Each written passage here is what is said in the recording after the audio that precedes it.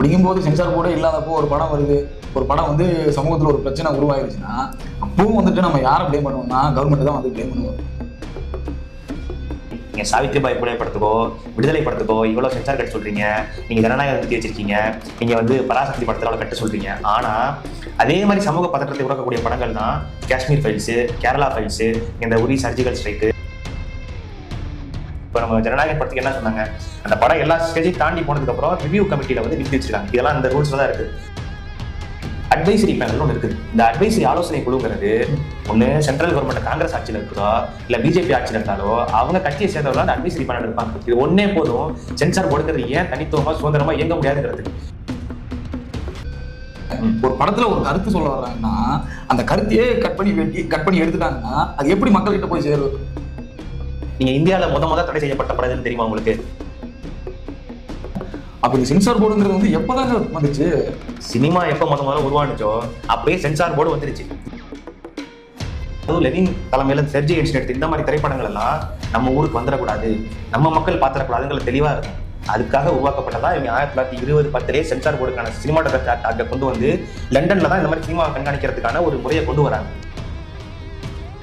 நம்ம ஊருக்கு இந்த கம்யூனிஸ்ட் வரக்கூடாது அப்படிங்கிறதுக்காக அமெரிக்காவுடைய பிரதமராக இருந்த அதிபராக இருந்த ஹாரி ட்ரூமன் ஒரு ஆர்டர் போடுறாரு. அவங்க ஹாலிவுட் இண்டஸ்ட்ரி உருவாக்குறது இதுக்கு தான். தொடர்ந்து நீங்க ரஷ்யாவுக்கு எதிராக கம்யூனிஸ்டுகள் அவங்க மனிதகுல விரோதிகள், நாளைக்கே ஒரு ஏலியன் இன்வேஷன் அட்டாக் நடந்தாலும் இந்த உலகத்தையே நாங்க தான் காப்பாற்றோம் இன்னைக்கு வரைக்கும் அவெஞ்சர்ஸ் மாதிரி படத்தை எடுத்து வச்சு இந்த உலகத்தை நம்ப வச்சிருக்காங்க. இப்படி பில்டப் பண்ணிக்கிற அளவுக்கு உண்மையிலேயே அமெரிக்கா வந்து இந்த முதலாளித்துவ கொள்கையால சாதிச்சிருச்சா? நீங்க இந்த படம் நல்லா இருக்கானா அப்படின்னு கேட்டீங்கன்னா ஒரு பிம்பம். அப்ப கலைங்கிற பேர்ல திரும்ப இந்த பழமை வார்த்தை மக்களுக்கு போட்டுறாங்கன்ற ஒரு கோவம் இருந்துச்சு பெரியார். அதான் ஆரம்ப காலத்துல அவர் ஈடுபாடு இல்லாம இருந்தார். இந்த எண்ணம் பெரியாருக்கு எப்ப மாறுதுன்னா பெரியார் ரஷ்யா போயிட்டுறாருல, ரஷ்யா போயிட்டு வந்ததுக்கு அப்புறம் இந்த என்டர்டைன்மெண்ட் பத்தின அவருடைய பார்வை மாறுது. ரஷ்யால கலை மக்களுக்கானதா இருக்கு, மக்கள் பிரச்சனை பேசுது. லெனின் சொன்ன படங்கள் எல்லாமே புரட்சியை பேசுது, உழைப்பாளிகள் சுரண்டப்படுறாங்கன்னு பேசுது. இந்த இடத்துலதான் பேரறிஞர் அண்ணா வராரு. பேரறிஞர் அண்ணாவோட இந்த இடம்ங்கிறது நான் ஏதோ ரொம்ப சிம்பிளா நம்ம கடந்து போட முடியாது. நமக்கு நடந்த ஒரு மிகப்பெரிய அணி தான் ஈழ இனப்படுகொலை. ஆனா அதை பத்தி நம்மளால ஒரு படமோ இல்ல ஒரு காட்சி கூட நம்மளால வைக்க முடியல. அவ்வளவு சென்சார் பிரச்சனை வருது. இன்னைக்கு இந்த பேன் இண்டியான்ற கான்செப்ட் வந்ததுக்கு அப்புறம் ஒரு தேசிய இனத்தை பத்தி, அந்த இனத்துக்கு தொடர்பே இல்லாத, இல்ல அந்த இனத்தோட சிக்கலை பத்தி அறிமுகமே இல்லாத, எவ்வளவு வேணாலும் எப்படி வேணாலும் பண்ணலாம்ன்ற கான்செப்ட் கொண்டு வந்திருக்காங்க. என்னதான் இருந்தாலும் அண்ணன் தளபதி விஜய் படம் ஜனநாயகன் வரல அப்படிங்கிறத நினைச்சு ரொம்ப மனவேதனையா இருக்குது. ஏன்னா ஹைகோர்ட் ஆர்டர் 23ஆம் தேதி வந்துருந்தா வந்துட்டு ஏதாவது ரிசல்ட் தெரிஞ்சிருக்கு, எப்படியாவது படத்தை பார்த்துடலான்னு சொல்லி ரொம்ப ஒரு இதுல இருந்தோம். இப்போ படம் வரலன்னு நினைச்சாலே ரொம்ப மனவேதனையா இருக்கு ப்ரோ. என்ன பண்ணனே தெரியல. அது ஹைகோர்ட்டை விட சென்சார் போர்டு தான் அந்த படத்தை வந்து விடக்கூடாதுங்கிறதுல ரொம்ப தீவிரமா இருக்காங்க போலயே. சென்சார் போர்டுங்களா? ஆமாங்க. நீங்க இந்த விஜய் படத்துக்கு மட்டும் இல்ல, சரி நீங்க அதே பொங்கலுக்கு வந்து சிவகார்த்தியின் படமும் வந்துச்சு. அந்த படத்துக்கு பார்த்துக்கிட்டே பராசக்தி படம் இருக்குல்ல, அந்த படம் வந்து முக்கியமான ஒரு மொழி சம்பந்தமான அரசியலை தமிழ்நாட்டில் நடந்த ஒரு போராட்டத்தை பார்த்து படம். அது பெரிய பேசு பொருளாச்சு. அந்த படத்துல பாத்தீங்கன்னா கிட்டத்தட்ட 52 சீனை மாற்ற சொல்லியிருக்காங்க, 25 சீனை வந்து நீக்கியிருக்காங்க. ஹிந்தி சம்பந்தமா அந்த டைலாக்கெல்லாம் எடுக்க சொல்லிட்டு, நீங்க எவ்வளவு ஏங்க அறிஞர் அண்ணா அவர் தமிழ்நாட்டுக்கு எவ்வளவு முக்கியமான ஒரு தலைவர். இருக்க தமிழ்நாட்டுல இவ்வளவு மாற்றங்கள் நிகழ்த்தி காட்டினவர் அண்ணா தான். அவர் பேசின வசனம் தான் அவர் சட்டமன்றத்துல பேசினது, அது அவை குறிப்பிலே இருக்கு. அந்த மும்மொழி கொள்கைக்கு எதிராக அவர் பேசினதும் அவர் கொண்டு வந்த தீர்மானங்களும் அதையே நீக்க சொல்லி சென்சார் போர்டு ப்ரெஷர் கொடுத்துருக்கு. நீங்க போன வருஷமே பல முக்கியமான படங்களுக்கு இதே மாதிரி இப்போ சென்சார் போர்டு பிரச்சனைனால, இன்னும் சர்டிஃபிகேஷனுக்கு டிலே பண்ணதுனால இன்னும் பல படங்கள் வெளியே வரதுலே பிரச்சனையாச்சு.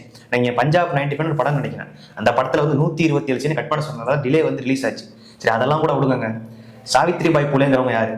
நம்ம இந்தியாவிலேயே ஒரு தலை சிறந்த சீர்திருத்தவாதி. இன்னைக்கு அவங்க வந்து அவ்வளவு கஷ்டங்களை சந்திச்சு பெண் கல்வி முக்கியத்துவத்தை உணர்ந்து ஒடுக்கப்பட்ட மக்களுக்காகவும் பெரிய போராட்டத்தை அவங்க கல்வி எல்லாரும் பெறணுங்கிறதுக்காக இந்த இந்திய சமூகத்துல பண்ணவங்க. அவங்களோட வாழ்க்கை வரலாறு அவங்களோட பிறந்த நாள் அன்னைக்கு வெளியிடணும்னு சொல்லிட்டு அந்த படக்குழு முடிவு பண்ணி அவங்க வாழ்க்கை வரலாறு படமா எடுக்கிறாங்க. அந்த படத்துல உயர் சாதியினர் இழிவுபடுத்துற மாதிரி சீன்ஸ் வருது, அது வந்து இந்து மதத்துல வர சில இதை வந்து புண்படுத்துற மாதிரி இருக்கு, இது வந்து உணர்வுகளை புண்படுத்துற மாதிரி இருக்குன்னு சொல்லிட்டு அந்த படம் வெளியாகிறத வந்து அடுத்து நிறுத்தி வச்சு ரொம்ப டிலே பண்ணாங்க. இவ்வளவு பிரச்சனையை கொடுக்குறாங்க. ஒரு நிமிஷம் ப்ரோ, இப்போ சென்சார் போர்டு வந்துட்டு இந்த சீனை எல்லாம் எப்படி கட் பண்றாங்கன்னு சொல்றீங்களே, ஒரு படத்துல ஒரு கருத்து சொல்ல வர்றாங்கன்னா அந்த கருத்தையே கட் பண்ணி எடுத்துட்டாங்கன்னா அது எப்படி மக்கள்கிட்ட போய் சேரும்? ஏன் இந்த சென்சார் போர்டு இப்படி பண்றாங்க? இந்த சென்சார் போர்டு வேலையே இதுதாங்களா? எப்ப இருந்து இந்த மாதிரி பண்ணிட்டு இருக்காங்க? எப்ப இருந்து பண்றாங்கன்னு கேட்டீங்கன்னா, நீங்க இந்தியாவில முத தடை செய்யப்பட்ட படம் எதுன்னு தெரியுமா உங்களுக்கு? இந்தியா நாட்டிலேயே திரைப்படம் வருது முதல்ல தடை செய்யப்பட்ட மாதிரி யோசிச்சிருக்கோமா? அதை இல்ல ப்ரோ. பக்த விதுர்னு ஒரு படம், அந்த படம் எப்போ வந்துச்சு தெரியுமா? 1921 வந்துச்சு. 1921 சுதந்திரத்துக்கு முன்னாடிங்க. அப்ப இந்த சென்சார் போர்டுங்கிறது வந்து எப்பதாங்க வந்துச்சு? சினிமா எப்போ முதல்ல உருவானுச்சோ அப்பயே சென்சார் போர்டு வந்துருச்சு. இங்க சினிமா எப்படி உருவானுச்சுங்கிற கதை வந்து ரொம்ப சுவாரஸ்யமா இருக்கும். நான் ஷார்ட்டா சொல்லி முடிச்சிடுறேன். நீங்க வந்து லுமியரே பிரதர்ஸ்ங்கிறவங்க தான் முதல்ல இந்த சினிமா எடுக்கக்கூடிய கருவியை கண்டுபிடிக்கிறாங்க. இதை கண்டுபிடிச்ச டயத்துல எல்லாம் நினைச்சுக்கிறாங்கன்னா இது ஒரு சயின்டிபிக் இன்வென்ஷன் அளவுக்கு சுருக்கி தான் பாக்குறாங்க. ஏன்னா ஒரு பிக்சரை போட்டோ எடுப்போம் கேமரால, அது மாதிரி ஒரு மோஷன் பிக்சர் எடுக்க போறோம், அந்த அளவு தான். இதனால ஒன்றும் பெரிய இம்பாக்ட் இல்லை. எந்த இடத்துலையும் இந்த சினிமாட்டோகிராஃபிங்கிறத வந்து ஒரு கலையா யாருமே பார்க்கல, நடனம் மாதிரி இசை மாதிரி. ஆனா இந்த சினிமாட்டோகிராஃபி உருவான கொஞ்ச காலத்திலேயே இதோட சோசியல் இம்பாக்ட், இது என்ன மாதிரி தாக்கத்தை சமூகத்தில் ஏற்படுத்துங்கிறத புரிஞ்சு நிறைய அரசியல் இயக்கங்களும் அரசியல் தலைவர்களும் நான் சொல்ற காலகட்டத்தில் புரிஞ்சுக்கிறாங்க. அதுல முதல்ல சரியா புரிஞ்சுக்கிட்டவர் வந்து புரட்சியாளர் லெனின். நீங்க ரஷ்யால சோவியத்துல இவர் வந்து தான் நடக்கக்கூடிய அவருக்கு லெனின் தான் ஒன்று சொல்லுவாரு, 1000 பேர் கூடக்கூடிய இடத்த விட லட்சம் மக்கள் கூடக்கூடிய இடத்துல தான் தீவிரமான அரசியல் பிறக்கும்னாரு. அப்படி லட்சம் மக்கள்கிட்ட கொண்டு போய் சேர்க்கக்கூடிய ஒரு மாஸ் மீடியாவா சினிமா இருக்குங்கிறத முதல்ல உணர்ந்தவர் லெனின். அதனால என்ன பண்றாருன்னா, நல்ல வளமான சினிமாவை, நல்ல அரசியல் எழுச்சியை, மக்களுக்கு விழிப்புணர்வு ஏற்படுத்துற மாதிரி சினிமாவை மக்களுக்கு கொண்டு போய் சேர்க்கணுங்கிறதுக்காக நிறைய பிலிம் இன்ஸ்டிடியூஷன்ஸை இவரே வந்து உருவாக்குறாரு. அப்படி இவர் அப்படி வந்து நான் சொல்ற காலகட்டம் வந்து மௌன திரைப்படங்கள் இருந்த காலகட்டம். சைலண்ட் பிலிம்ஸ், ஆடியோ டெக்னாலஜி எல்லாம் கிடையாது, டைலாக்லாம் இருக்காது. படம் பார்ப்பீங்க, அப்படியே கேரக்டர்ஸ் போகும், சார்லி சாப்ளின் படம் மாதிரி இருக்கும். அந்த காலகட்டத்திலேயே நீங்க இன்னைக்கு கூட உலகத்திலே தலை சிறந்த 100 படம் நடிச்சீங்கன்னா பேட்டில் ஷிப் போட்மேக்கின்னு ஒரு படம் வரும். அது வந்து செர்ஜே என்ஷினோட படம். செர்ஜே என்ஷின்கிற லெனினோடைய அந்த இதில் ஃபிலிம் ஸ்கூல்லேருந்து வந்து ஒரு கம்யூனிஸ்ட் கருத்துக்களை எளிய மக்கள் புரிஞ்சு கொள்ள மாடி, உழைப்பு சுரண்டலை, முதலாளித்துவாதிக்கத்தை, இதெல்லாம் இந்த படங்கள் கொண்டு போய் சேர்த்துச்சு. எப்போதுமே ஒரு காயினுக்கு 2 சைடு இருக்குங்கிற மாதிரி லெனின் மட்டும் இதை புரிஞ்சிக்கல. நீங்க பாசிஸ்டுகளும் சினிமாவுடைய பவரை புரிஞ்சுக்கிறாங்க. ஹிட்லரோ முசோலினியோ இவங்களும் இந்த சினிமாவை வந்து தங்களுடைய பிரச்சாரத்தை, ஹிட்லர் தான் உருவாக்க நினைச்ச பாசிச ஆட்சிக்கோ இல்ல தன்னுடைய இனவெறி கொள்கையை வந்து வெகுஜன மக்களை ஏத்துக்க வைக்கிறதுக்கும் சினிமாவை ஒரு மீடியமா பயன்படுத்தியார். அவர் நிறைய படங்கள் தன்னோட பல படம் இன்னைக்கு சக்சஸ் ஹிட் ஆகி ஓடிட்டு இருக்குல்ல, அந்த மாதிரி ஹிட்லர் வந்து தன் கொள்கையை பரப்புறதுக்காக உருவாக்கின படங்கள் எல்லாம் அவ்வளவு சக்சஸ் ஆகி ஓடுனுச்சு. இந்த படங்கள்லாம் தான் அவங்களுடைய நாசி கட்சியோ இல்ல அந்த கொள்கையை கொண்டு போய் சேர்க்கறதுக்கு பெரிய வலுவா இருந்துச்சு. பிரச்சனை எங்க வருது அப்படின்னா, நீங்க இந்த மாதிரி சினிமாவை வந்து இந்த மாதிரி நம்ம யூஸ் பண்ணலாங்கிற போது பிரிட்டிஷ் ஆளும் வர்க்கம் என்ன நினைக்குதுன்னா, இந்த காலகட்டம் வந்து ரஷ்யால பெரிய புரட்சி நடந்துச்சு. சோவியத்துல 100 ஆண்டுகளா பல ஆண்டுகளா இருந்த ஒரு முறையை வந்து அப்படியே தலைகளா மாத்தக்கூடிய புரட்சியை லெனின் வந்து நடத்திட்டாரு. ஆளும் வர்க்கமும் பண்ணையாலும் அடிச்சு ஓட விரட்டி விட்டுறாங்க நாட்டை விட்டு. உழைக்கிற மக்கள் பாட்டாளிகள் ஆட்சிக்கு வராங்க, புது மாற்றங்கள் வருது. இது யாரை பயமுறுத்துச்சு, அச்சத்தை கொடுத்துச்சுன்னா, மேற்குலக நாடுகளையோ ஐரோப்பாலேயோ அமெரிக்கால இருக்கக்கூடிய முதலாளிகளுக்கும் பண்ணையார்களுக்கும் பெரிய அச்சத்தை கொடுத்துருச்சு. ஐயோ இந்த மாதிரி கம்யூனிஸ்ட் கருத்துக்கள் நம்ம ஊர்ல வந்துருச்சுன்னா எங்க நம்மளோட நிலைமையும் போயிடுமோ, நம்ம ஊர்ல இருக்கணும் புரட்சி பண்ண ஆரம்பிச்சிருவாங்க பயந்துதான் சினிமாவில, அதுவும் லெனின் தலைமையில செர்ஜே என்ஷின் எடுத்து இந்த மாதிரி திரைப்படங்கள் எல்லாம் நம்ம ஊருக்கு வந்துடக்கூடாது, நம்ம மக்கள் பாத்திரக்கூடாதுங்கிற தெளிவா இருந்தாங்க. அதுக்காக உருவாக்கப்பட்டதா இவங்க 1920-10 சென்சார் போர்டுக்கான சினிமாட்டோகிராஃபி ஆக்ட் அங்க கொண்டு வந்து லண்டன்ல தான் இந்த மாதிரி சினிமாவை கண்காணிக்கிறதுக்கான ஒரு முறையை கொண்டு வராங்க. அப்ப அவங்க வந்து சில திரைப்படங்களை வந்து கண்காணிக்கிறதுக்காக ஒரு சில கிரைட்டீரியா வைக்கிறாங்க. அப்போ கொண்டு வந்த கிரைட்டீரியா தான் அரசியல் சார்ந்த கருத்துக்களை பேசக்கூடிய படங்களை வந்து சென்சார் பண்ணணும், அதை மக்கள் பார்க்கக்கூடாது அப்படிங்கிற ஒரு நடைமுறையை கொண்டு வராங்க. நீங்க அப்படி வந்து தடை செஞ்ச ஒரு படம் தான் பாத்தீங்கன்னா நான் சொன்ன அந்த செர்ஜே என்ஷின் படங்கள்லாம் மக்கள் பார்த்துக்கூடாதுன்னு நினைச்சாங்க. ரஷ்யால இருந்து வந்து இந்த மாதிரி படங்கள். அதையும் இவங்க பண்ண ஒரு கூத்து ஒன்று சொன்னா உங்களுக்கே சிரிப்பா இருக்கும். மதர்னு ஒரு படம் இருக்கும். அந்த படமும் கம்யூனிஸ்ட் பேசின படம் தான். ஆனா பிரிட்டிஷ் சென்சார் போர்டு என்ன முடிவெடுத்தது அப்படின்னா, அந்த காலகட்டத்துல அந்த படத்தை வந்து அரசியலா பாத்தீங்கன்னா அது கம்யூனிசம் பேசும், ஆனா படமா ரொம்ப அழகா ஒரு கலைநயத்தோட உள்ள படமா இருக்கும். அப்ப அந்த படத்தை என்ன பண்ணலாம் அப்படின்னு யோசிக்கும் போது அந்த படத்தை வந்து அந்த இங்கிலாந்து நாட்டை சேர்ந்த உயர்குடி மக்கள் பணக்காரர்கள் மட்டும் பார்க்கலாம், உழைக்கிற மக்கள் பார்க்க கூடாதுன்னாங்க. ஏன் இப்படி பண்ணாங்கன்னா, பணக்காரன் அந்த படத்தையோ இல்ல ஆளும் வர்க்க சேர்ந்த அந்த படத்தை பார்த்தாலோ அதுல இருக்கிற அழகையில மட்டும் ரசிச்சுட்டு போயிடுவான். சாதாரண மக்கள் அந்த படத்தை பார்த்துட்டான் அப்படின்னா அதுல இருக்க அரசியலை புரிஞ்சுக்கிட்டு அனுதாபப்பட்டு எங்க நமக்கு எதிராக கிளர்ச்சி செய்ய ஆரம்பிச்சிருவானோன்ட்டு அந்த படத்தை வந்து கிளாஸ் வைஸா சென்சார் பண்ணாங்க. இந்த குறிப்பிட்ட மக்கள் பார்க்க கூடாதுன்னு. இதனால முட்டாள்தனமான நடவடிக்கையா இருக்குன்னு சொல்லிட்டு நம்ம பெர்னார்ட் ஷாங்கிற பெரிய அறிஞர் இதை கண்டிச்சே பேசினாரு. அதே மாதிரி அவங்க சென்சார் பண்ண நினைச்ச முதல் படம் என்னன்னா 1910 அமெரிக்கால நடந்த ஒரு பெரிய பாக்ஸிங் பேட்டில் ஆஃப் த இயர்னு சொல்லுவாங்க. இன்னைக்கு நீங்க நடக்கிற மைக் டைசனோ இல்ல முகமது அலியோ எப்படி கருப்பின மக்களோட உரிமையை பேசினாங்களோ அந்த மாதிரி நான் சொன்ன காலகட்டத்தில் நிறவரி ரொம்ப அதிகமா இருந்த டைம். அப்போ வந்து ஒரு மிகப்பெரிய சண்டை நடக்குது. அன்டிஃபீட்டட் சாம்பியன் சொல்ற ஜெஃப்ரிங்கிற வெள்ளை இனத்தை சேர்ந்தவனை ஜான்சன் சொல்லக்கூடிய ஒரு கருப்பு இனத்தை சேர்ந்தவர் வந்து ஒரு 2-3 ரவுண்ட்ல கொஞ்சம் ரவுண்ட்ல ஜெயிச்சிடறாரு. அது பெரிய அதிர்வேலை ஏற்படுத்துது அமெரிக்கால. நிலவரி பீக்கா இருந்த டைம். அப்ப அதை திரைப்படமா எடுக்கும்போது அதை காட்டக்கூடாது அப்படின்னு சென்சார் பண்ணாங்க. இது இங்கிலாந்து மட்டும் தான் இப்படி இருந்ததுன்னு இல்லை, இவனுங்களை மாதிரியே ஒரு நிறவெறி கொண்ட ஒரு ஏகாதிபத்திய நாடு தான் நீங்க அமெரிக்காவும். அப்ப அமெரிக்காவை என்ன பண்றாங்கன்னா, இந்த உலகப்போர் 1, 2 முடிஞ்ச காலகட்டத்திலலாம் அமெரிக்கால வந்து இந்த பொருளாதார மந்த நிலை உருவாகி ரொம்ப டிப்ரெஷன்ல இருந்தாங்க. அப்ப இந்த மக்கள் வந்து நீங்க இந்த காலகட்டம் வந்து ரெட் ஸ்கேர்னே சொல்லுவாங்க, சிகப்பு அச்சம்னு இந்த காலகட்டத்தை வந்து வரலாற்று ஆசிரியர் வரையறுக்கிறாங்க. என்ன சிகப்பு அச்சம்னா, எல்லா நமக்கெல்லாம் அச்சம் இல்லை, சிகப்பையும் கம்யூனிஸ்டையும் பார்த்து இந்த மாதிரி நாடுகள் பயந்தாங்க. சரி, நம்ம ஊருக்கு இந்த கம்யூனிஸ்ட் வரக்கூடாது அப்படிங்கிறதுக்காக அமெரிக்காவுடைய அதிபராக இருந்த ஹாரி ட்ரூமன்கிறவர் ஒரு ஆர்டர் போடுறாரு. என்ன ஆர்டர் போடுறாருன்னா, சினிமாலேயோ மீடியாலேயோ கவர்மெண்ட்லேயோ மிலிட்ரியிலையோ போலீஸ்லேயோ இதுலலாம் கம்யூனிஸ்ட் கட்சி ஆதரிக்கிறவனோ கம்யூனிஸ்ட் சிந்தனை உள்ளவனோ எவனும் இருக்கக்கூடாது, அவனை வந்து ஒட்டுமொத்தமாக வெளியேற்றிருங்க, கொஞ்சம் கூட இந்த நாட்டில் கம்யூனிஸ்ட் எண்ணம்ங்கிறது வந்துடவே கூடாதுங்கிறதுக்காக அதுக்குன்னே ஒரு அதிகாரியை நியமிச்சார். அந்த அதிகாரி பேர் தான் மெக்ராத்தி. அந்த மெக்ராத்தி கம்யூனிஸ்ட் வெளியேற்றத்தை அமெரிக்காவில் நடைமுறைப்படுத்துறதுக்காக பல மோசமான நடவடிக்கைகளை செயல்படுத்தினார். நிறைய பேரை பிடிச்சி வலுக்கட்டாயமா வந்து நாட்டை விட்டு வெளியேற்றுறது, இல்ல சிறையில போடுறது, இந்த நடவடிக்கை ஈடுபட்டாரு. அதுக்கு இந்த கம்யூனிஸ்ட் வெளியேற்றத்துக்கு பேரு மெக்ராத்திசம்னே சொல்லுவாங்க. அவ்வளவு நெருக்கடிகளை அவங்க உருவாக்குனாங்க. ஏன்னா அப்ப வந்து நீங்க இந்த உலகப்போர் 2 முடிஞ்சு ஒரு பனிப்போர் காலகட்டம் உங்களுக்கு தெரியும். வேர்ல்டு வார் 2 முடிஞ்சிட்டு கோல்டு வார் டைம் நம்ம படிச்சிருப்போம் ஹிஸ்டரியில. இப்ப இந்த கோல்டு வார் டயத்துல என்ன நடக்குதுன்னா, தொழில்நுட்ப ரீதியா அமெரிக்காவை விட ரஷ்யா எல்லாத்துலயும் சிறந்து விளங்கிடுச்சு, நல்லா டாப்ல இருக்காங்க. ஆனா இந்த ரஷ்ய வெறுப்பு பிரச்சாரத்தை கம்யூனிஸ்டுகள்னாலே வந்து உங்களுக்கு இன்னைக்கு கூட அமெரிக்காவில் ஒரு கெட்ட வார்த்தை மாதிரி பார்ப்பான். இன்னைக்கு வரைக்கும் நீங்க கம்யூனிஸ்டுக்கு எதிராக நீங்க இப்ப ரீசெண்டா வந்து நீங்க எல்லாம் நெட்ஃபிளிக்ஸ் பார்த்திருப்பீங்க, ஒரு சீரிஸ் வந்துருக்கும் ஸ்ட்ரேஞ்சர் திங்ஸ். அந்த சீரியஸுக்கும் அந்த சீரியஸ் எடுத்த கதை பேசின கதை என்ன, அது வந்து ஒரு சயின்ஸ் ஃபிக்ஷன், உண்மைக்கு சுத்தமாக சம்பந்தமே இல்லாத ஒரு கதை. அதுல கொண்டு வந்து சோவியத் தான் உலகத்தை அழிக்கிறான், சோவியத் தான் வில்லன்னா இந்த சிந்தனை எடுத்திருக்கானா, நீங்க அதுல இருந்து அவங்களுக்கு எண்ணத்தை நீங்க புரிஞ்சுக்கோங்க. இது எங்க தோன்றுனுச்சு அப்படின்னா 1990கள் 40கள்ல அவங்க ஹாலிவுட் இண்டஸ்ட்ரி உருவாக்குறது இதுக்கு தான். தொடர்ந்து நீங்க ரஷ்யாவுக்கு எதிராக கம்யூனிஸ்டுகள்னா அவங்க மனிதகுல விரோதிகள், அவங்க வந்து இயற்கைக்கு விரோதிகள்ங்கிறத நிறுவன மாதிரி தான் தொடர்ந்து அந்த காலகட்டத்தில் இந்த ஹாலிவுட் ஜேம்ஸ் பாண்ட் படங்கள்லாம் உருவானிச்சு. சர்வதேச லெவலில் இந்த படத்தை தான் கொண்டு போய் சேர்த்தாங்க. எந்த அளவுக்கு உலகத்தை நம்ப வச்சானா, டெக்னாலஜி வைஸாவும் நாங்கள் தான் நம்பர் 1, ராணுவ ரீதியாகவும் நாங்கள் தான் நம்பர் 1. நாளைக்கே ஒரு ஏலியன் இன்வேஷன் அட்டாக் நடந்தாலும் இந்த உலகத்தையே நாங்கள் தான் காப்பாற்றோம் தான் இன்னைக்கு வரைக்கும் அவெஞ்சர்ஸ் மாதிரி படத்தை எடுத்து வச்சு இந்த உலகத்தை நம்ப வச்சிருக்கான். இப்படி பில்டப் பண்ணிக்கிற அளவுக்கு உண்மையிலேயே அமெரிக்கா வந்து இந்த முதலாளித்துவ கொள்கையால சாதிச்சிருச்சா, நீங்க எங்க இருக்கணும் நல்லா இருக்கானா அப்படின்னு கேட்டீங்கன்னா இது ஒரு பிம்பம், இது உண்மை கிடையாது. இன்னைக்கு போய் நீங்க அமெரிக்காவில் போயிட்டீங்கன்னா ஸ்டாண்டர்ட் ஆஃப் லிவிங் வைஸ் நம்மளை விட கொஞ்சம் அவங்க மக்கள் நல்லா வாழ்ந்துட்டு இருப்பாங்க, நான் மறுக்கல. ஆனா வெல்த் இன்இக்வாலிட்டி, இந்த பொருளாதார ஏற்றத்தாழ்வுங்கிறது அங்க ரொம்ப அதிகமாவே இருக்கு. இன்னைக்கு ஒரு அமெரிக்கனோட வாழ்வாதாரத்தை பாத்தீங்கன்னா கல்விக்காக மருத்துவத்துக்காக கடன் வாங்கி தான் வாழ்நாள் முழுக்க கடனாளியா தான் வாழ்ந்துட்டு இருக்கான். இன்னைக்கு அமெரிக்கால ஒரு 5% மக்கள் தான் 50% அமெரிக்காவுடைய வெல்த்தை வந்து வச்சிருக்கான். மிச்ச மக்கள் எல்லாருமே கடனாளியா வாழ்ந்துட்டு இருக்காங்க. மொத்த நாட்டோட கடனை இவன் தான் ஏத்திட்டு இருக்கான் வரிங்கிற பேர்ல. இதுல இருந்து எழுச்சி பெறதுக்கு கம்யூனிஸ்ட் தான் மருந்துங்கிறத அவங்க தெரிஞ்சிக்க கூடாதுங்கிறதுக்காக தான் மாறி இந்த கட்சி அரசியல், அங்கேயும் இந்த இரட்டை கட்சி அரசியல் முறை. ஒன்னே எனக்கு ஒரு பிரச்சனை வந்தா ரிப்பப்ளிகன் பார்ட்டி இல்ல டெமோக்ராட்டிக் பார்ட்டின்ட்டு அங்க எந்த ஒரு எழுச்சியுமே நடந்துடாத அளவுக்கு அந்த பார்த்துட்டு இருக்குது.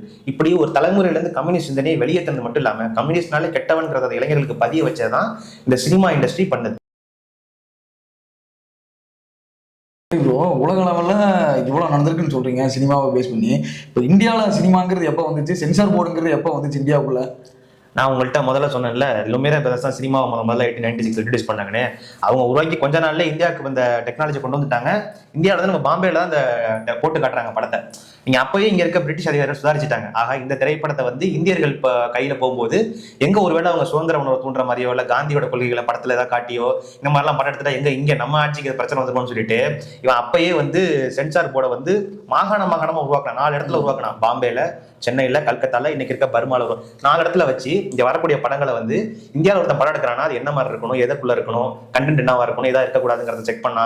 ஃபாரின்ல இருந்து இங்க வரக்கூடிய படங்கள், புரட்சி பேசக்கூடிய ரஷ்ய படங்களோ பிரெஞ்சு படங்களோ அதெல்லாம் இந்த நாட்டுக்குள்ள வந்துடக்கூடாதுங்கிறது தீவிரமா கண்காணிச்சான். நீங்க இந்தியாவில் இருக்க திரைப்படங்களை பத்தி நீங்க புரிஞ்சுக்கணும்னா சென்சார் படம் ஸ்ட்ரிக்டா இருந்தது.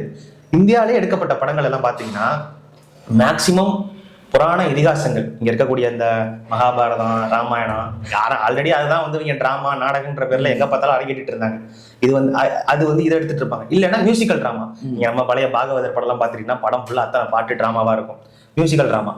நீங்க இன்னொன்னு எடுத்துக்கிட்டீங்கன்னா சமூகம் சார்ந்த படங்கள் வந்துச்சு, ரொம்ப குறைவா வந்துச்சு. இப்ப நான் உங்கள்கிட்ட சொன்னேன்ல பக்த விதுர் ஒரு படத்தை தடை செஞ்சாங்க அப்படின்ட்டு. அந்த படத்தையும் தடை செஞ்சாங்கன்னா இந்தியா தடை செஞ்ச முதல் படம் சொன்னேன்ல, அந்த படத்துல வந்து புராண கதையா தான் இருக்கும். ஆனா அந்த படத்துல வந்து ஹீரோ வந்து காந்தியை ரிசம்பிள் பண்ற மாதிரி இருப்பாரு, அதனால தடை பண்ணாங்க.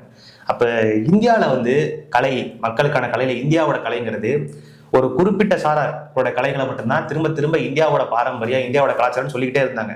மேட்டுக்குடி மக்கள், குறிப்பா பிராமணர்கள், உயர்சாதிகள், இவங்களோட புராணங்கள், இதிகாசங்கள், பழக்க வழக்கங்கள், இவங்க ஃபாலோ பண்ண அந்த கஸ்டம்ஸ், இதைதான் கலைன்னு திரும்ப சொல்லிட்டே இருந்தாங்க. நீங்க நம்ம தமிழ்நாட்டுல இந்த சமூக சீர்திருத்தம் பேசின, மக்கள் விடுதலை பேசின தந்தை பெரியாரே ஆரம்ப காலகட்டத்துல கலை மீதும் இல்ல இந்த மாதிரி என்டர்டைன்மெண்ட் மேலேயோ பெரிய ஏன் அவருக்கு ஈடுபாடு இல்லை அப்படின்னா, திரும்பவும் இந்த கலை பண்பாடு நாடகன்ற பேர்ல, சங்கீதம்ன்ற பேர்ல இந்த சனாதனத்தையும் சாதியத்தையும் தூக்கி பிடிக்கிற மாதிரியான நாடகங்கள், கலை நிகழ்ச்சிகள்லாம் திரும்ப திரும்ப அரங்கேற்றுறாங்க. அப்ப கலைங்கிற பேர்ல திரும்ப இந்த பழமை வார்த்தை மக்களுக்கு புகட்டுறாங்கன்ற ஒரு கோவம் இருந்துச்சு பெரியார். அதான் ஆரம்ப காலத்துல அவர் ஈடுபாடு இல்லாம இருந்தார். இந்த எண்ணம் பெரியாருக்கு எப்ப மாறுதுன்னா, பெரியார் ரஷ்யா போயிட்டுறாருல, ரஷ்யா போயிட்டு வந்ததுக்கு அப்புறம் இந்த என்டர்டைன்மெண்ட்டை பத்தின அவருடைய பார்வை மாறுது. இது ஏன் மக்களுக்கான கலையா மாற்றக்கூடாது? ரஷ்யால கலை மக்களுக்கானதா இருக்கு, மக்கள் பிரச்சனை பேசுது. லெனின் சொன்ன படங்கள் எல்லாமே புரட்சியை பேசுனது, உழைப்பாளிகள் எப்படி சுரண்டப்படுறாங்கன்னு பேசுனது, மக்கள் விடுதலை பேசுனது, கேள்வி கேட்க வச்சது மக்களை. அப்போ அவரோட பயண குறிப்புகள்லேயே அவர் அதை குறிப்பிட்டார். நம்ம ஒரு படம் எடுக்கணும், முதலாளிகளோட வந்து இங்க கஷ்டப்படுற மாதிரியும் நாடகம் எடுக்கணும், அதுல இருந்து அந்த குழந்தைகள் விடுதலை அடையத்திற்காக வந்து கம்யூனிஸ்ட் சிந்தனை நோக்கி போற மாதிரி, இந்த மாதிரியான இதெல்லாம் நம்ம எடுக்கணும்ன்றது பெரியாரோட ஒரு ரொம்ப நாள் ஆஸ்பிரேஷன். நீங்க வந்து நம்ம பாவேந்தர் பாரதிதாசன் வந்து ரொம்ப அருமையா அந்த தமிழ் திரையுலகத்தோட அவல நிலையை வந்து எடுத்து சொல்லியிருப்பாரு. எம் தமிழர் படம் எடுக்க ஆரம்பம் செய்தார், எடுத்தார் 1, 2, 10, 100ஆக, ஒன்றிலும் தமிழர் நடை உடை பாவனை அமைந்தவர் இல்லை, அமைந்ததா இல்லை. அதுக்கப்புறம் என்ன வரும்னா, ஒன்றேனும் தமிழ் அருமை உணர்த்துவதா இல்லை, ஒன்றேனும் வீழ்ந்தவர் எழுவதுவா இல்லை. இந்த பாடல் வரிகள் நிறைய எழுதியிருப்பாரு. இந்த பாடல் வரிகளே போதும் எவ்வளவு மோசமா இன்னைக்கு தமிழ் திரையுலகம் இருந்ததுங்கிறத நீங்க புரிஞ்சுக்கலாம். ஏன்னா இவங்க திரைப்படங்கள் நான் சொன்ன மாதிரி புராண இதிகாசங்கள், இந்த ராமாயணம், மகாபாரதம், அதுல சொல்லக்கூடிய பெண்ணடிமைத்தனம், சாதி ஏற்றத்தாழ்வு, சனாதனம், இதையே அவங்க அரங்கேற்றிட்டு இருக்கும்போது இந்த நாடக உலகத்துல இருந்து திரைப்படமா மாறும்போதும் இதேதான் திரைப்படமா மாறுனுச்சு. நீங்க போய் தமிழ் படம் பாத்தீங்கன்னா நல்ல தமிழ்ல பேச மாட்டாங்க, அகரகார தமிழ்ல சமஸ்கிருதம் கலந்து பேசிக்கிட்டு இருப்பாங்க. ஹீரோ தமிழ்ல பேசினா ஹீரோயின் தெலுங்குல பேசும். இப்படி இருந்துச்சு திரைப்படம். அப்ப வந்து இந்த மாதிரியான ஒரு சேலஞ்சிங்கான சுச்சுவேஷன்ல நீங்க வந்து எப்படி லெனின் நடத்தின ஒரு புரட்சியை சமூகத்துல கொண்டு வரீங்க, லெனின் செஞ்ச மாதிரி எப்படி நீங்க இந்த கேப்பை ஃபில் பண்றதுக்கு யார் உங்களுக்கு தேவைப்படுங்கிற இந்த இடத்துலதான் பேரறிஞர் அண்ணா வராரு. பேரறிஞர் அண்ணாவோட இந்த இடம்ங்கிறது நான் ஏதோ ரொம்ப சிம்பிளா நம்ம கடந்து போட முடியாது. எப்படி நீங்க லெனினுக்கு வந்து செர்ஜி ஐன்ஸ்டீன் வந்து அவரோட கொள்கைகளை திரைப்படமா கலை வடிவமா மாத்தி எளிய மக்களுக்கு, வெகுஜன மக்களுக்கு கொண்டு போய் சேர்க்கிற ஒரு வடிவத்தை கொடுத்தாரோ, அந்த மாதிரி பெரியாருடைய சமூக நீதி கருத்துக்களையும் சுயமரியாதை கருத்துக்களையும் எளிய மக்களுக்கும் பாமர மக்களுக்கும் அவங்களை கேள்வி கேட்க வைக்கிற மாதிரி, பகுத்தறிவு சிந்தனையை ஊட்டுற மாதிரியான நாடகங்களை அறிஞர் அண்ணா உருவாக்குனாரு. அறிஞர் அண்ணா வந்து நீங்க வந்து ஒரு திராவிட இயக்கத்தையும் அறிஞர் அண்ணாவை பத்தி சொல்லும்போது ஒரு விஷயத்தை நீங்க புரிஞ்சுக்கணும். அவங்க வந்து பணம் சம்பாதிக்கணும், காசு எடுத்துக்கணும், இந்த பேரு புகழ் வாங்கணுங்கிறதுனால கலை இதுல உள்ள வரல. அவங்க இந்த ஆர்ட் ஃபீல்டு அவங்க உள்ள வரல. அவங்கள பொறுத்த வரைக்கும் கலைங்கிறது எப்படி பார்த்தாங்கன்னா, தங்களோட அரசியல் செயல்பாட்டினுடைய ஒரு நீட்சியா தான் கலையையும் பார்த்தாங்க. அண்ணாவோ திராவிட இயக்கங்களோ தங்கள் வாழ்ல ஒரு நொடியையுமே இந்த மொழியின் மாண்பை மீட்டெடுக்கிறதுக்கும், இனத்தின் இழிவை நீங்குவதற்கும், இனத்தினுடைய உரிமைக்காக மட்டுமே தான் பாடுபட்டு செஞ்சாங்க. அப்படி அண்ணாவோட இந்த இது வந்து ரொம்ப, அண்ணா வந்து கலைத்துறையில நுழைந்து படம் எடுத்தாருன்னு சொன்னதை விட அண்ணா பெரிய போரே தொடுத்தாருன்னு தான் சொல்லணும். நான் ஏன் அப்படி சொல்றேன்னா, அண்ணா எடுத்தோட கதை களங்கள் இந்த மாதிரி. நீங்க நீதி தேவன் ஒரு நாடகம் எடுக்கிறாரு. நீதி தேவன்ல என்ன கதை நீங்க நினைக்கிறீங்க? நீங்க ராமாயணம் பாடகத்தை பார்த்து இங்க மக்கள் பழகி போயிருக்கான். அவன்கிட்ட ராமாயணத்துல இருக்கக்கூடிய பிற்போக்குத்தனத்தை உடைக்கணும், அதுல சொல்ல வர சாதியே கேள்வி கேட்கணும். அப்ப என்ன பண்றாருன்னா, கோர்ட் ரூம் செட்டப்ல ஒரு நாடகத்தை உருவாக்குறாரு. நீதி தேவன் வந்து ஜட்ஜா உட்காந்துருக்காரு. இந்த பக்கம் கம்பன் எழுதின ராமாயண கேரக்டர்ஸால பாதிக்கப்பட்டவங்க யாரு? ராவண, சீதை. இந்த பக்கம் வராங்க குற்றவாளி கூண்டுல கம்பன். இவங்க எல்லாம் கேள்வி கேட்கறாங்க, என்ன இந்த மாதிரி எழுதியிருக்கியே, தமிழர்கள் இழிவுபடுத்திருக்கியே, தமிழ் இழிவுபடுத்திருக்கியே, பெண்ணை அடிமையை காமிச்சிருக்கியே, சாதி, இந்த மாதிரிலாம் அவங்க இந்த மாதிரி கான்செப்ட்ல ஒரு நாடக டிராமா கொண்டு வராரு. இதுக்காக அண்ணாக்கு எதிராக அன்னைக்கு பல பேர் விமர்சனம் செய்யறாங்க. தமிழை இழிவுபடுத்தாரு, கம்பனை இழிவுபடுத்தாருன்னாங்க. ஆனா அண்ணா அதுக்கெல்லாம் தக்க பதிலடி கொடுத்தாரு. அவர் என்ன சொன்னாருன்னா, நான் வந்து எந்த இடத்துலையும் தமிழுக்கு ஏதாவது ஏதோ போடல. நீங்க தமிழ்னு சொன்னாலும் அந்த ராமாயணத்துல பொருள்களை நீங்க அந்த என்ன கண்டென்ட் அது சொல்லுதுன்னு பாருங்க, அது வந்து மனித குலத்துக்கு எதிராக தானே இருக்குது. நான் அதை கேள்வி கேட்கிறேன்னு சொன்னாரு. நீங்க இன்னொரு அண்ணா எடுத்த இன்னொரு ஒரு அருமையான ஸ்ட்ராட்டஜி என்னன்னு பாத்தீங்கன்னா, வரலாற்று கதைகள் எடுத்தாரு. மக்களுக்கு ரொம்ப பழகி போன வரலாறு கதை எடுத்துட்டு அது மூலமா மக்களுக்கு வந்து அந்த எதிர்ப்பு அரசியலை உருவாக்குனாரு. நீங்க சத்ரபதி சிவாஜி இருக்காரு இல்லையா, இன்னைக்கு கூட அவரை தான் நீங்க மகாராஷ்டிரா எல்லாம் போனீங்கன்னா அவர் தான் இங்க நம்ம ராஜராஜ சோழன் சொல்ற மாதிரி அவர் சொல்லுவாங்க. சிவாஜி கண்ட இந்து ராஜ்யம்னு நாடகம் எழுதுறாரு. இந்தியாவுடைய சாதி அரசியலை இதை விட, அந்த நாடகத்தை விட அன்னைக்கு இருக்க மக்களுக்கு எளிமையா கொண்டு போய் சேர்த்திருக்கவே முடியாது. ஏன் அப்படி சொல்றேன்னா, இங்க எவ்வளவுதான் தகுதி திறமை உங்கள்கிட்ட டேலண்ட்லாம் இருந்தாலும் உங்களுக்கு நீங்க யாரு என்னங்கிறத, நீங்க என்ன ஒர்த்துங்கிறத முடிவு பண்றது பிறப்பினால சாதிதாங்கிறதா அந்த நாடகத்தோட கான்செப்ட். உயிரையே பணைய வைக்கிற பல போர்க்காலத்தை கண்டு வெற்றி பெற்று வருவார் சிவாஜி. ஆனா ஒரு மன்னனா முடிசூடப்படும் போது அங்க இருக்க பார்ப்பன தடுத்துருவாங்க. ஏன்னா பிறப்பால நீ ஒரு சூத்திரன், சத்திரியர்கள் மட்டும் தான் மன்னராக முடின்னு சொல்லி எடுத்துருவாங்க. இந்த மாதிரியான நாடகத்துல எடுத்தாரு. அந்த நாடகத்தை நடிச்சுதான் நம்ம சிவாஜி கணேசனுக்கு சிவாஜினே பேர் வந்துச்சு. இப்படி வந்து அண்ணாவோ திராவிட இயக்கத்தை சேர்ந்தவங்களோ எடுத்த அந்த நாடகங்கள்லாம் மக்கள் மத்தியில பெரிய வரவேற்பு பெறுது. நல்ல நிறைய நாடகங்கள் வெள்ளி விழாலாம் காணுது. அதனால திரைப்பட தயாரிப்பாளர்கள் நினைக்கலாம் இதிகாச புராண படங்களுக்கு இன்வெஸ்ட் பண்ணிட்டு இருந்தவங்களாம் வாலண்டியரா வந்து இந்த மாதிரி நாடகங்களை திரைப்படமா எடுக்கிறதுக்கு முன் வரான். அப்படி அண்ணாவுடைய வேலைக்காரிங்கிற நாடகம் தான் முதல்ல ஜூபிட்டர் பிக்சர்ஸ் தயாரிச்சு மூவியா வருது. நீங்க பராசக்திக்கு முன்னாடியே அந்த அளவுக்கு வந்து சமூகத்தில் இருக்கக்கூடிய அவலங்களை கேள்விப்படுத்தின படம் வந்து வேலைக்காரி படம். அதுக்கப்புறம் தான் உங்களுக்கு ஒரு ட்ரெண்டை செட் பண்ணது அண்ணா தான். இந்த மாதிரி கதைகளுக்கும் மக்கள் மத்தியில் ஒரு பிரபலம் உண்டு, படம் எடுக்கலான்ட்டு. இது வந்து சாதாரணமா நடந்துடல. இப்படி வளர்ந்த இயக்கம் திராவிட இயக்கம். இந்த இடத்துல வந்து நான் எம்.ஆர். ராதா அவர்களை வந்து குறிப்பிட முடியாம போக முடியாது. ஏன்னா அவர் நம்ம நடிகவேல் நம்ம புகழ்ந்தாலும் அவர் தனக்கு பெருமையான ஒரு அடையாளமா நினைச்சுக்கிட்டது வந்து நான் பெரியாரின் பெருந்தொண்டர் அப்படிங்கிறத தன் அடையாளமா நினைச்சிட்டாரு. எம்.ஆர். ராதா மாதிரியான ஒரு நடிகர் வந்து நீங்க உலகத்துல இதுக்கு முன்னாடியும் கிடையாது, அவருக்கு அப்புறமும் கிடையாது. எப்படின்னா நெகட்டிவ் ரோல் நடக்கிறது மூலமா நான் சொல்ல வர கருத்தை மக்கள்கிட்ட கொண்டு போய் சேர்க்கறது, பிரச்சாரமா இல்லாம மக்களே அதை உணர்ந்துருவாங்க. இது ரொம்ப வந்து நுணுக்கமான விஷயம். எப்படி சொல்றேன்னா, நீங்க ரத்தக்கடை படத்தை எடுத்துக்கோங்களேன். பெண் அடிமைத்தனம்ங்கிறது மோசமானது. அப்ப ஆணாதிக்கவாதி எக்ஸ்போஸ் பண்ணணும். அப்ப இவர் என்ன பண்ணுவார்னா, எம்.ஆர். ராதாவே ஒரு ஆணாதிக்கவாதி நடிப்பாரு, இல்லைன்னு நடிப்பாரு, பெண்ணை வந்து கேவலமா நடத்துவார், அடிப்பார். தியேட்டர்ல வந்து பாக்குறப்ப எரிச்சலாம், ஏன்னா பொம்பளை வந்து ஒரு மரியாதை நடத்துறான், அதெல்லாம் மனுஷனான பாக்குற நமக்கு அந்த உணர்வு, ஒரு பெண் அப்படி நடத்தக்கூடாதுங்கிற உணர்வை இப்படி கொண்டு வந்து சேர்த்தாரு. உப்புசாரி நடிப்பாரு, நீங்க ஒரு மிளப்பிரபுவா நடிப்பாரு. அப்படி நடிச்சு மக்கள்கிட்ட எவ்வளவு மோசமானவன் கொண்டு போய் சேர்ப்பாரு. இது எவ்வளவு பெரிய விஷயம். இப்படி கொள்கையை கொண்டு போய் எம்.ஆர். ராதா. எம்.ஆர். ராதாக்கு முன்னாடி இப்படி எவனுமே செஞ்சது இல்லை, அவருக்கு அப்புறமும் இப்படி செய்யறவங்க வேணா இருக்கலாம். சரி ப்ரோ, இப்போ இவ்வளோ சொல்கிறீங்களே தமிழ் படம் வந்துட்டு முன்னே இவ்வளோ இதாக இருந்துச்சுன்னு. ஆனால் இப்போ வர்ற படம் எல்லாம் பார்த்தீங்கன்னா எல்லாம் சாதியை பேஸ் பண்ணி எடுக்கிற படங்களாக தான் இருக்குது. இப்போ இந்த மாதிரி இருக்கிறனால வந்துட்டு இதுவே சாதி மோதல்களை வந்துட்டு உண்டாக்குற மாதிரி இல்லை இருக்குது.